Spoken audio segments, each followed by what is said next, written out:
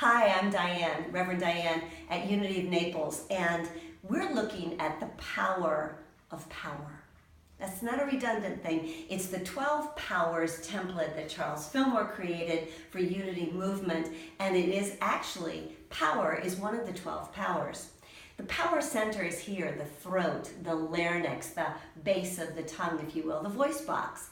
And so it's really important how we use the words that we are given or that we express in our lives. And they're usually driven by thought. Sometimes we don't think so much before we speak, but pretty invariably, I don't know about you, but I want to just put them back. I want to take them back if I've spoken them without thought. The idea is to be conscious of our thought, conscious of our words, and conscious of our actions as we live our lives. The power of letting go is what we looked at yesterday. And so, there's this wonderful exchange, these holy shifts that take place in our lives. And letting go and letting God is at the core of it. It's what we do when we pray attention. It's what Jesus did when he went up the mountainside. That means he went up the mountain and he did so to elevate his consciousness. You don't have to physically go up a mountain. Thank God, we're in Florida, it's pretty flat. But what you do is you stop this linear thinking, this sort of earthly thinking that's circumstantial. And you lift up your consciousness, lift your eyes and your consciousness to a higher place, a greater perspective.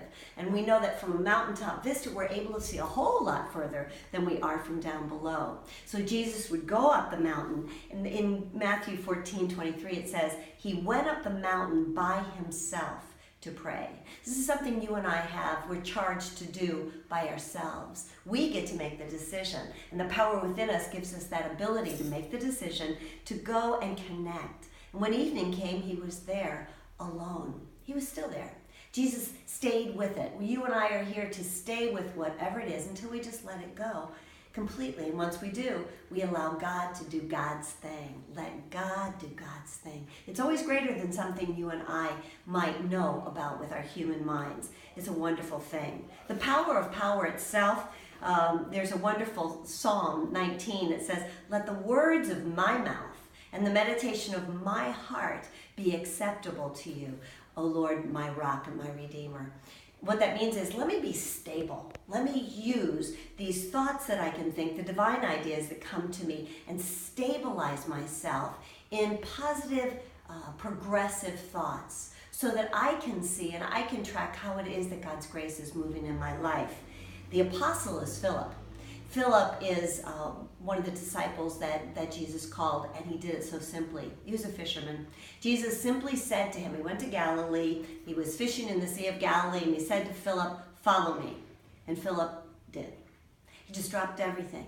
It's like when you and I get this call and we hear, oh, wait, I could do that a different way.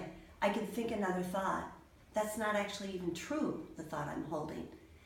And we can do that in a more mindful way. Boom, drop it, let go, and let God, and move on with our lives. And so that process is purple. That the color is purple of power. That process is one of royalty, really. It's a way of letting go impoverished thinking and picking up a more prosperous way of being. This power of power is we're looking at all month, so it's going to be really fun. We're going to look at thoughts, we're going to look at words, actions, how it relates next week to world peace. It's first and foremost for all of us to call up the peace within us, the power within us. And so this week, I just challenge you to mind your thoughts. Notice what it is that is at the entrance to your throat chakra. What is it you're about to say? What is it you're thinking? And if it's not worthy of even being held by you, let it go and let God elevate your consciousness. As you go through this week, do so with a sense of glory, a sense of majesty, because you are filled with God's power and presence. God bless. Have a great week.